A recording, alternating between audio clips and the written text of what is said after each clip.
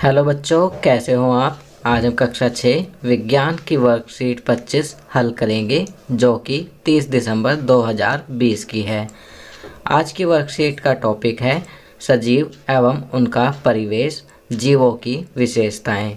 तो चलिए वर्कशीट हल करते हैं।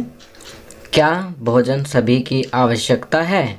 सजीवों को उनके अंदर होने वाले अन्य जैव प्रक्रमों के लिए ऊर्जा की आवश्यकता है, जिसके लिए भोजन जरूरी है।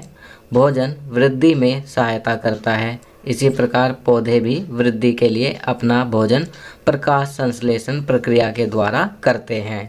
चलिए यहाँ पर नीचे दिए गए आओ अभ्यास करें। नीचे दिए गए जीव भोजन में क्या क्या खाते हैं। तो यहाँ पर आप बताएंगे कि बिल्ली अपने भोजन में क्या क्या खाती है।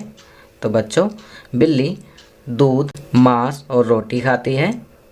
उसके बाद यहाँ पर चींटी चींटी क्या खाती है? भोजन का टुकड़ा, मीठा या कोई भी मांस का छोटा टुकड़ा। इसके बाद हिरण हिरण क्या खाता है?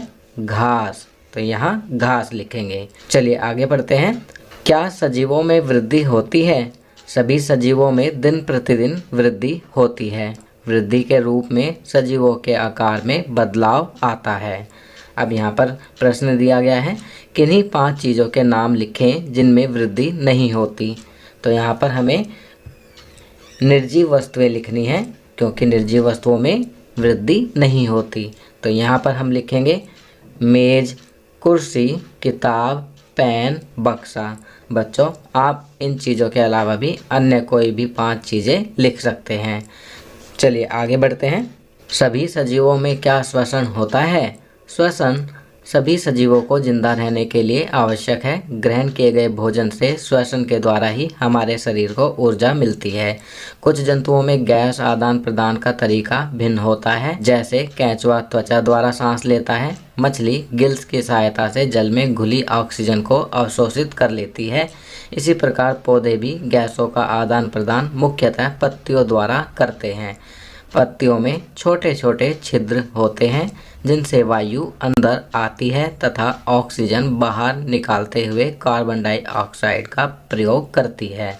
चलिए आगे बढ़ते हैं। श्वसन और सांस लेने की प्रक्रिया में अंतर।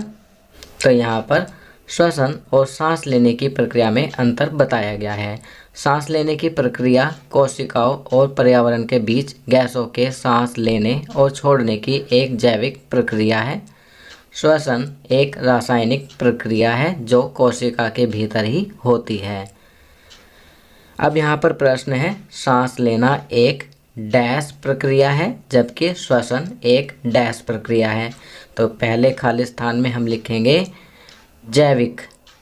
सांस लेना एक जैविक प्रक्रिया है जबकि श्वसन एक डैश। तो यहाँ पर हम लिखेंगे रासायनिक। श्वसन एक रासायनिक प्रक्रिया है। वर्कशीट के अंत में कोविड के संदर्भ में उचित व्यवहार संबंधी CAB संदेश।